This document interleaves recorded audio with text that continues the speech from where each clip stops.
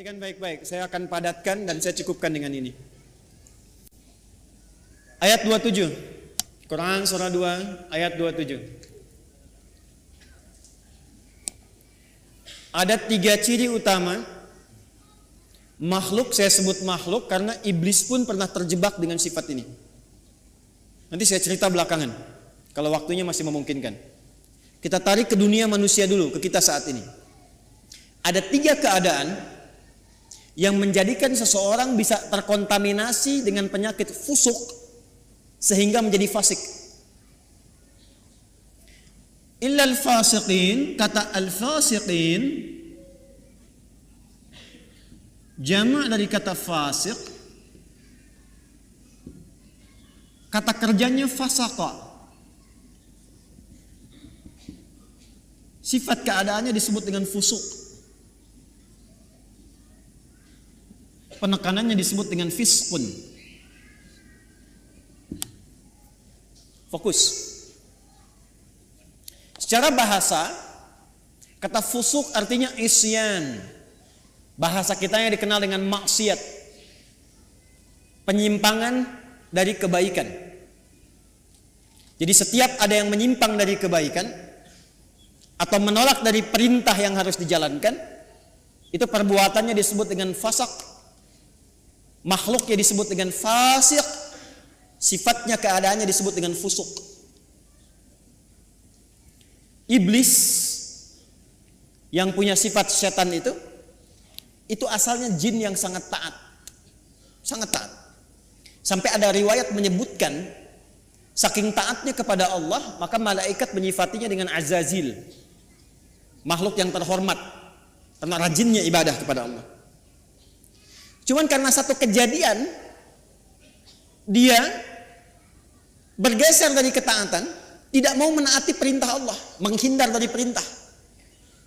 Diminta oleh Allah hormat kepada Adam, sujud hormat kepada Adam. Jadi bukan persoalan sujudnya, persoalannya ini perintahnya. Jadi ketika dia tidak menunaikan perintah, menolak perintah itu dan tidak mau menaati karena maksiat, maka disebut oleh Quran berubah dari taat menjadi fasik.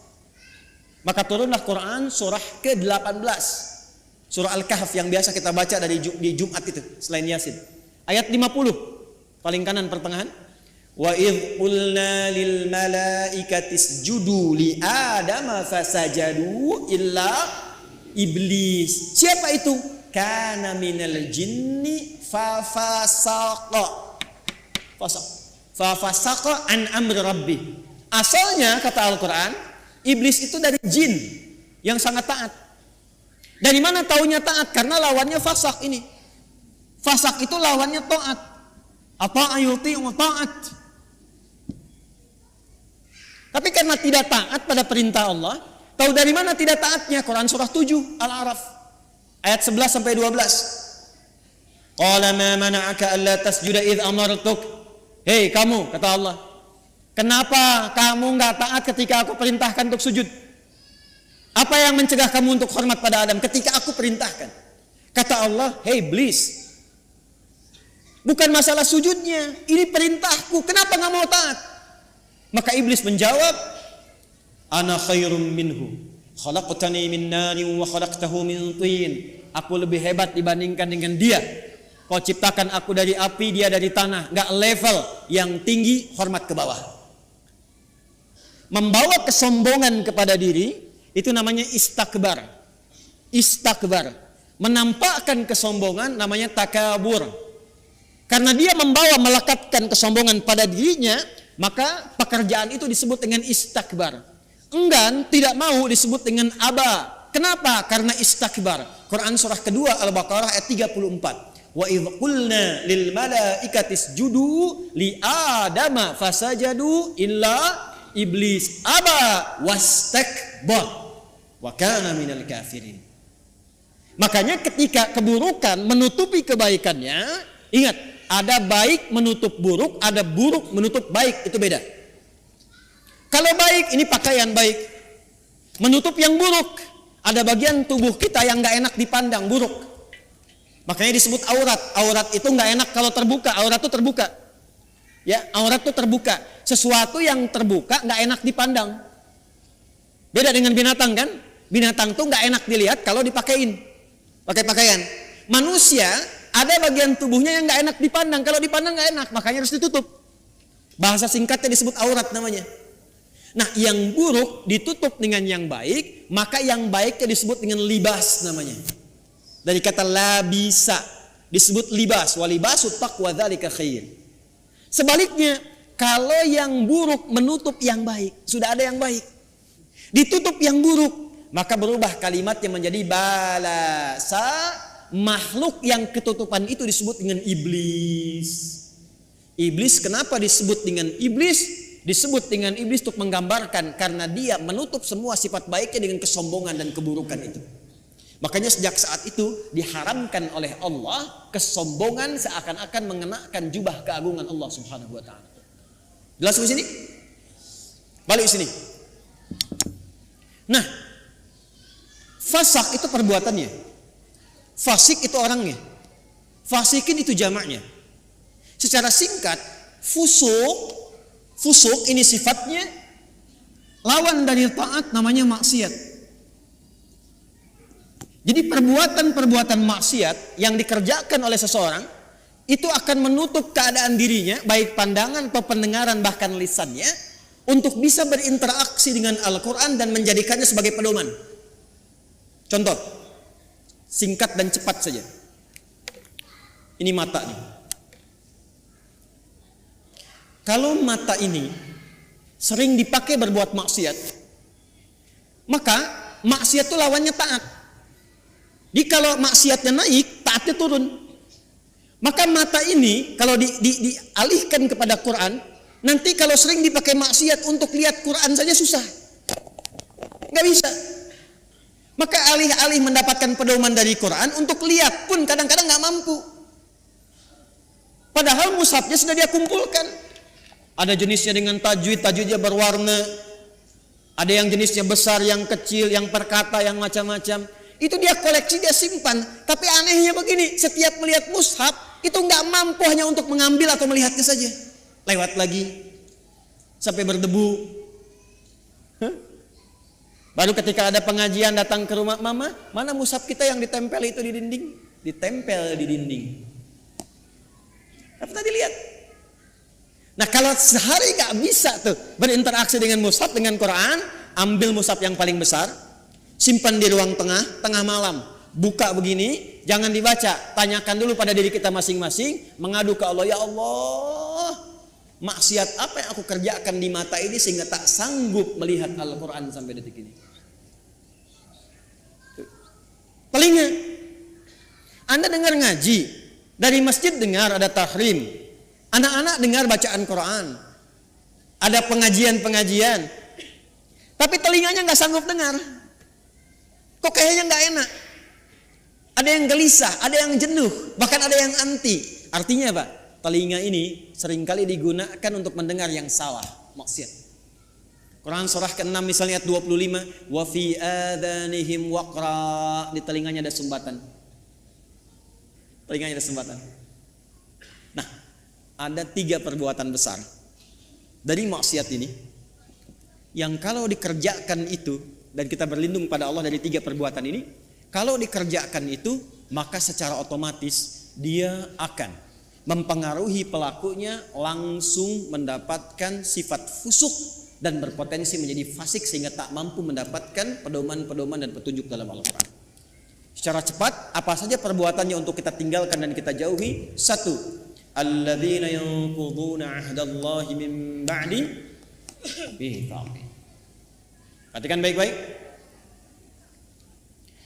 Yang pertama, penyakit ini berpotensi menyerang semua kalangan karena itu menggunakan kata alladzina. Disebutkan sebanyak 1080 kali dalam Al-Quran, mencakup semua tanpa kecuali. Laki-laki, perempuan, besar, kecil, tua, muda, dan seterusnya.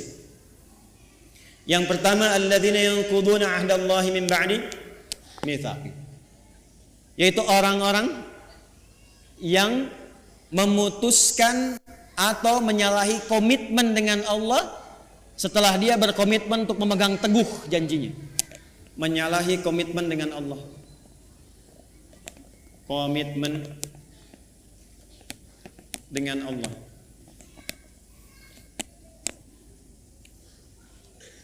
Praktek langsung. Awas hati-hati, awas hati-hati. Apa komitmen pertama kita yang paling pokok dengan Allah? Komitmen pertama kita itu bahkan sebelum lahir namanya syahadat.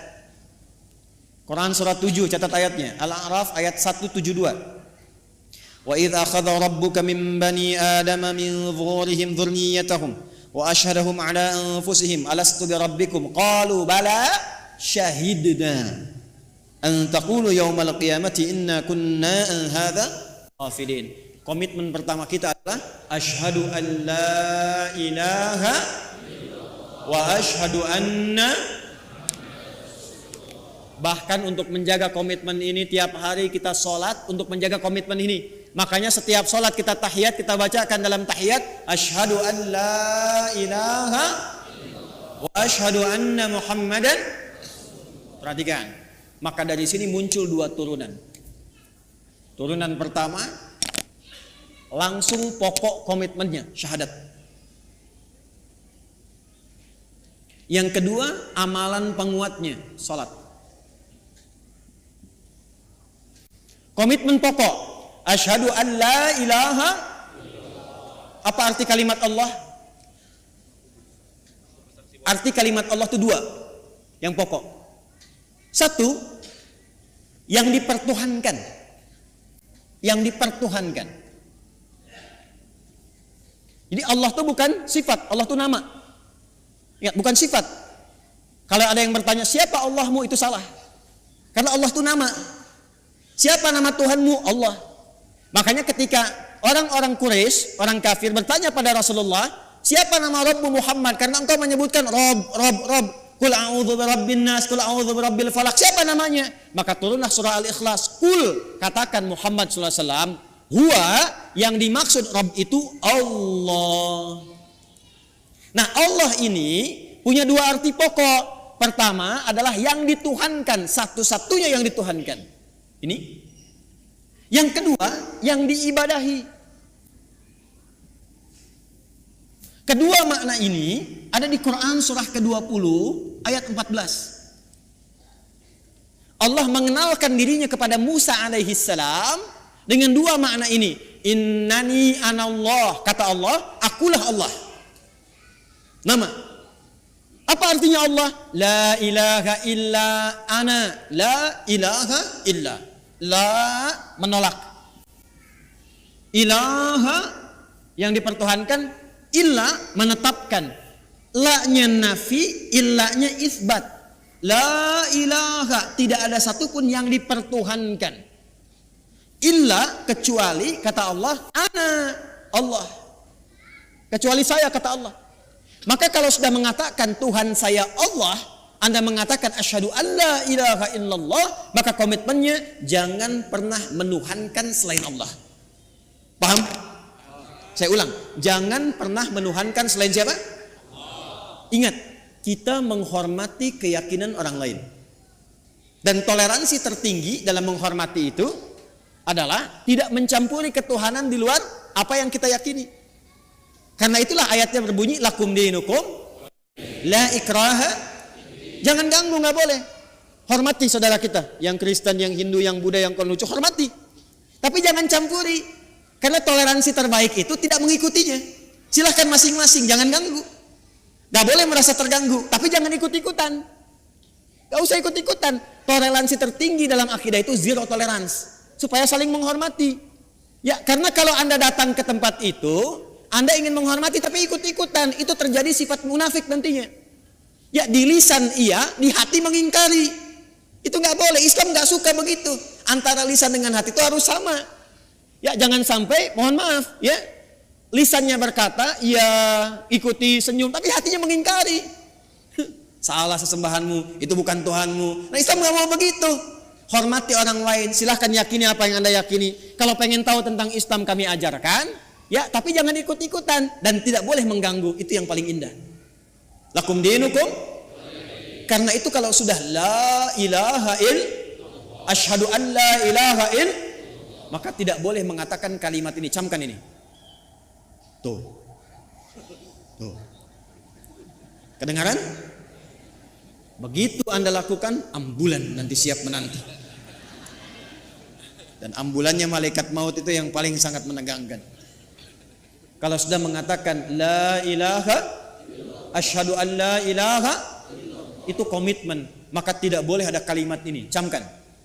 Semua agama sama, menuju pada Tuhan yang sama, cuman caranya beda-beda. Maka itu sudah mulai pelanggaran terhadap komitmen. Saya yakin orang-orang yang seperti itu tidak akan pernah atau kesulitan dia mendapatkan petunjuk dari Quran. Yang ada apa? Semakin salah ngajinya. Ayatnya semakin dipotong-potong. Ayat tentang menuhankan Allah dipotong. Ayat tentang sholat pada akhirnya nggak sholat. Ayat tentang puasa pada akhirnya nggak pada puasa. Itu yang kebablasan. Di orang-orang kalau sudah begitu, apalagi mengolok-olok ayat, pada ujung-ujungnya nggak yakin tentang Qurannya sendiri. Dan kalau dites ngaji, ujungnya nggak bisa ngaji juga itu. Ini yang bahaya. Di orang-orang yang seringkali melanggar komitmen, pada akhirnya sulit mendapatkan petunjuk dari Al-Quran. Yang ada, Quran akan dipotong-potong sesuai dengan selera nafsunya. Jelas? Awas. Saya kalau akidah agak tegas ya. 2, sholat. Ini amalannya. Bagi Anda yang sudah asyhadu an la ilaha, maka jaga komitmen itu lewat ibadah. Maka bagian keduanya kembali ke Quran surah 20 ayat 14. Innani anallahu la ilaha illa ana fa'budni. Buktikan untuk menyembah Allah yang dipertuhankan, diibadahi. Bagaimana caranya? Wa aqimis sholata lidzikri. Jaga la ilaha illallah itu lewat sholat. Makanya kalau ada orang yang sudah mulai malas sholat, itu secara otomatis akan sulit berinteraksi dengan Quran. Gak percaya silakan. Anda, jangan Anda lah ya. Kalau ada orang yang sudah mulai malas sholat, bahkan meninggalkan sholat, jangan harap dia mau ngaji. Apalagi mendapatkan petunjuk dari Quran. Persamaan terbaliknya, kalau Anda ingin mendapatkan banyak manfaat dari Quran, kemudian terbawa suasana kita ingin mendekat kepada Quran, menanamkan cinta pada Quran, maka persamaan terbaliknya, 1, perbanyak sholatnya. Nih, tingkatkan dari yang fardu, bukan bilangannya. Ya, bukan bilangannya, tapi value-nya. Jadi bukan meningkatkan subuh 2 rakaat jadi 4, bukan. Ya. Coba lihat yang mengiringinya, ada sunnahnya tidak. Jadi kalau orang semakin banyak sholatnya, pasti semakin senang dengan Qurannya, itu udah otomatis. Otomatis itu. Anda kalau sudah mulai senang tahajud, senang duha, senang khatib, demi Allah saya katakan, itu Anda nggak akan lepas dengan mushaf. Pasti itu. Sudah persamaan itu. Sudah persamaan. Jelas? Nah, setelah itu nanti kalau sudah senang Quran, pindah cara ngajinya. Dari mulai belajar baca, belajar pahami, sampai keluarkan kurikulum hidup yang sesuai dengan aktivitas Anda.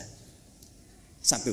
2. Wa yaqta'una ma amara Allah bihi ayyusal. Seringkali memutus apa yang Allah perintahkan untuk disambungkan. Memutus hubungan, memutus apa yang Allah perintahkan untuk disambung. Ini babnya banyak. Saya ulang, babnya banyak. Saya ambil contoh yang paling gampang dengan akhlak. Awas, tes nih. Dengan orang tua. Awas, jangan-jangan ngaji sekarang kelihatan nyaman, enak, baik-baik dan sebagainya, ternyata dengan orang tua belum selesai masalahnya. Orang tua dengan anak harus nyambung tidak? Harus sayang tidak? Maka kalau ada anak berbuat tidak baik kepada kedua orang tua, walaupun dia akan dipaksa untuk mengaji, jangan harap mendapatkan manfaat yang cepat dari Quran yang dia kaji itu. Mandek pasti itu. Persamaan terbaliknya, kalau Anda menginginkan anaknya ingin cepat lekat dengan Quran, maka berbuat baik pada orang tua. Persamaannya dipersamakan lagi, kalau ibu ingin anaknya dekat dengan Al-Quran, ya, maka ibu sayangi anak, perbanyak doa kepada Allah, mintakan supaya anak itu bisa lekat dengan Quran. Jadi saya ingin katakan, menyambung hubungan dengan yang Allah perintahkan disambung dengan orang tua, dengan ibu, dengan ayah, kasih sayang yang baik, berikan perhatian, doa. Itu salah satu fadilahnya mempercepat kemampuan kita untuk menangkap petunjuk dari Al-Quran.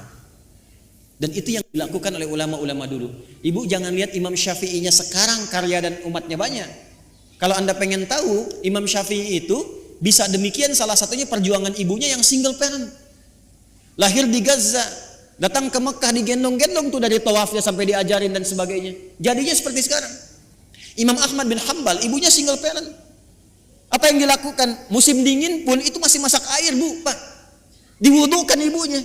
Digendong di tempat, disimpan di Majlis Ulama, ngaji di situ sampai jadi bintang setelahnya. Murid Imam Asy-Syafi'i. Imam Al-Bukhari itu yang berjuang ibunya single parent. Mazhabnya Syafi'i. Jadi ada persamaan antara menyambung sesuatu dengan erat dengan petunjuk dari Al-Quran. Maka kalau ingin mendapatkan kemuliaan Al-Quran, dimulai dengan salah satunya apa? Minta ridho orang tua siapa yang masih ada. Minta doa. Ibu jangan diminta, doakan anaknya. Ya, minimal ada satu di keluarga yang jadi kebanggaan. Di akhirat, Bu. Karena kalau dunia sementara. Harus ada di keluarga Anda itu, saya, kita, yang dipanggil di akhirat mewakili keluarga besar. Jadi kebanggaan. Itu loh anak-anak yang sering Anda lihat orang tuanya itu orang biasa. Ya, hartanya nggak banyak, makannya terbatas, Anda merasa kasihan. Jangan salah, mungkin yang perlu dikasihani itu Anda. Karena dia telah menciptakan, membuat sebuah sistem kehidupannya bahagia di sisi Allah. Jadi kebanggaan. Ternyata anaknya sudah hafal Quran 30 juz. Ternyata orang tuanya hafal Quran dengan 7 riwayat. Dan dia siapkan anaknya jadi kebanggaan di akhirat. Saat orang tua yang kadang dipandang sebelah mata di dunia itu, bahkan anaknya mampu memakaikan mahkota di kepala ibu dan ayahnya di hari kiamat kelak. Anda ada di mana? Harus berubah cara berpikirnya. Besok itu wafat, teman-teman. Besok itu kembali. 3 yang terakhir, wa yufsiduna fil ardh.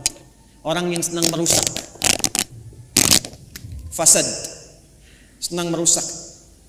Fasad itu definisinya banyak.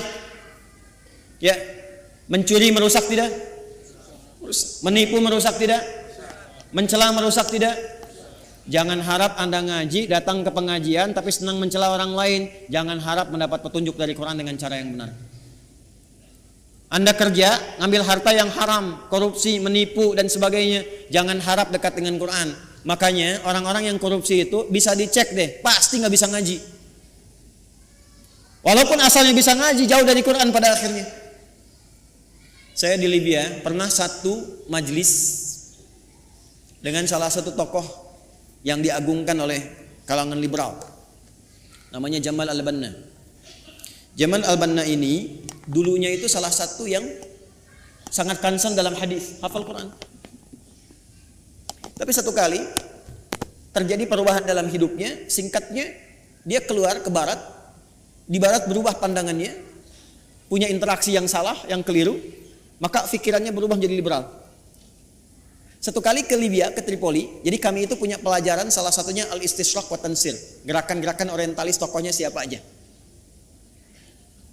Dahsyatnya kurikulum di sana, kalau sudah belajar nanti tokohnya diundang kalau masih hidup. Jadi kita berdialog, tahu pemikirannya bagaimana.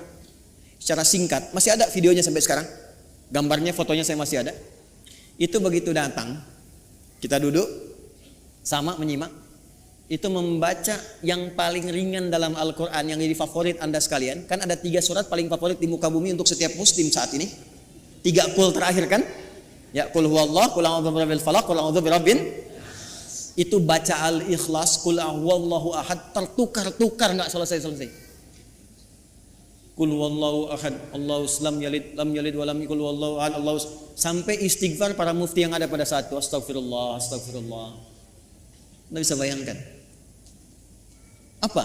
Karena Quran yang baik tidak akan bercampur dengan yang kotor. Jadi kalau sudah mendapatkan dengan cara yang kotor, harta yang kotor, pikiran yang tidak baik, gak akan pernah Quran menjadi petunjuk dalam hidupnya. Ini. Maka kalau ingin jadi ahli Quran, jangan merusak. Anda mahasiswa jangan nyontek. Jadi mahasiswa yang jujur. Bekerja yang benar, belajar yang benar. Masuk kelas disiplin. Nanti kalau Anda udah jadi ahli Quran, Anda akan menikmati bagaimana Anda menuntut ilmu. Jadi senang belajar itu, nikmat, nyaman. Ya, dan potensi Anda akan muncul, menapak ke bumi, terhubung dengan Allah dengan sangat kuat. Energi potensial begitu kan? EP sama dengan M dikali G kali H kan? Energi potensial sama dengan M dikali G kali H, gitu kan? Massa kalikan gravitasi kalikan ketinggian. Anggaplah ini Anda, gravitasinya menapak bumi dengan aktivitas Anda hanya height tersambung ke atas. Walaupun ini adalah mengambang yang tidak menempel, tapi potensinya ada di situ. Kalau Anda mampu memijak bumi dan menyambungkan diri Anda kepada Allah dengan kuat, maka semua potensi yang ada pada diri Anda akan keluar. Tinggal Anda rubah itu menjadi kinetik. EK sama dengan setengah M dikalikan V kuadrat. M kalikan V kuadrat. Usaha Anda nggak akan banyak lagi, cukup setengah, tapi percepatannya banyak. Kalau Anda ingin rubah jadi pekerjaan dan beraktivitas, gabungkan potensial dengan kinetik, maka dia menjadi energi mekanik. IM sama dengan EP dikalikan EK. Anda fisika belajar nggak sih? Mana yang ITB jurusan fisika? Betul nggak ini? Hah? Betul nggak? Betul kan? Tapi nanti energi itu juga bisa berubah. Mesti ada daya, mesti ada kekuatan, mesti ada waktu. Makanya rumus energi nanti berubah kan ketika masuk ke energi listrik. Ya kan? W sama dengan apa rumusnya? P dikalikan T kan? Ini dayanya, kekuatan, ikhtiarnya, waktunya terbatas. Jadi Anda mengeluarkan energi itu, ya itu terbatas waktunya sampai ajalnya tiba. Quran surah 7 ayat 34. Maka manfaatkan waktu sebaik-baiknya, tanamkan jarak dengan kuat, atur kecepatan dan manfaatkan waktu dengan baik. Maka muncullah rumus jarak S sama dengan V dikalikan T. Halo? Saya senang fisika itu. Saya masih senang belajar baca sekarang. Kalau waktu-waktu senggang saya ke toko buku, yang saya beli itu fisika, kimia, modul-modul sekolah gitu. Saya pelajari lagi, saya lihat-lihat. Kenapa? Karena Allah mendesain alam semesta ini untuk bisa dibaca dan dikaji, dan pusat kajian itu dasarnya berupa pengetahuan. Allah menetapkan nih, kan fisika itu membaca alam kan? Bagaimana matahari berputar, berotasi, bumi demikian, interaksi awan dan sebagainya sampai di bumi, di laut dan seterusnya. Maka Allah berfirman, "Inna fi khalqis samawati wal waqtilafil laili wan nahar la ayatil ulul albab." Itu melihat, meriset, menghitung, maka memunculkan ilmu. Nah, ilmu ini itu untuk melihat, meriset tadi untuk membuktikan kebenaran Allah. Benar nggak seperti yang Allah firmankan? Makanya orang yang pintar itu tujuan kepintarannya untuk mengenal Allah. Di semakin Anda pintar fisika, pintar kimia, pintar matematika, pintar biologi, semakin Anda mengenal Allah. Jadi kalau Anda jadi pakar di bidangnya tapi nggak kenal Allah, Anda masih bodoh. Catat tuh. Ngapain pintar-pintar nggak kenal Tuhan? Ya, kalau cuma untuk dunia, maaf, jangankan yang beriman, yang belum beriman pun bisa melakukan itu. Tapi ayat ini disusun untuk mendekatkan diri kita dengan Sang Pencipta, sehingga ketika pulang Anda punya kebanggaan insyaallah. Jelas di sini? Halo, jelas? Maka hati-hati dengan unsur-unsur fusuk yang bisa menyebabkan fasik. Ada 3 maksiat utama. Masih ingat satu apa? Melanggar komitmen utama dengan Allah. Apa komitmen yang paling pokok? Asyhadu an la ilaha illallah. Baik, wa asyhadu anna. Bagaimana cara menjaganya dalam bab apa? Salat. Semakin tingkatkan salat, semakin cepat kita mendapatkan cahaya Al-Qur'an. Apalagi kalau rajin jamaah, tidak pernah imam membaca dalam salat kecuali ayatnya seperti yang kita butuhkan. Yakin itu. Karena imam tuh kadang begini, udah menyiapkan ayat, tapi ketika sudah takbir, kadang bisa berubah ayatnya. Saya barusan pengen baca Al-Isra ayat 78 sampai 81. Tapi ketika mulai takbir Al-Fatihah, yang muncul apa? Az-Zariyat. Ayat 1 sampai ayat ke-29. Itu yang tadi kita bacakan. Saya yakin kalau Anda ngaji pulang ke rumah, lihat lagi. Di antara Anda pasti ada yang mengatakan, ini yang saya cari selama ini. Silahkan cek. Karena desainnya begitu. Kedua, jangan pernah memutuskan apapun yang Allah perintahkan untuk diapakan? Disambungkan. Contohnya, hubungan antara anak dengan siapa? Orang tua. Hubungan timbal balik ini kalau benar dilakukan, pasti akan memudahkan kita berinteraksi dengan Al-Quran. Yang ketiga, jangan pernah merusak dalam berbagai aktivitas di muka bumi. Kalau Anda pelajar, jadi pelajar yang baik. Jadi pengajar, dosen, pengajar yang baik. Jangan merusak murid. Hati-hati. Kalau Anda bekerja yang benar, jangan merusak sistem. Ya, dengan mencuri, dengan menyogok, dengan macam-macam, jauhi. Kalau semua yang dikerjakan benar dan baik, insya Allah semua pedoman Quran mudah untuk kita dapatkan, mudah untuk kita amalkan. Jelas?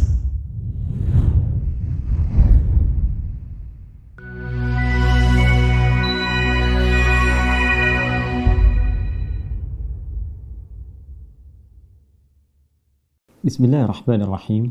Assalamualaikum warahmatullahi wabarakatuh. Alhamdulillah, wassalatu wassalamu ala rasulillah wa ala alihi wa sahbihi wa man walah, wa ba'd.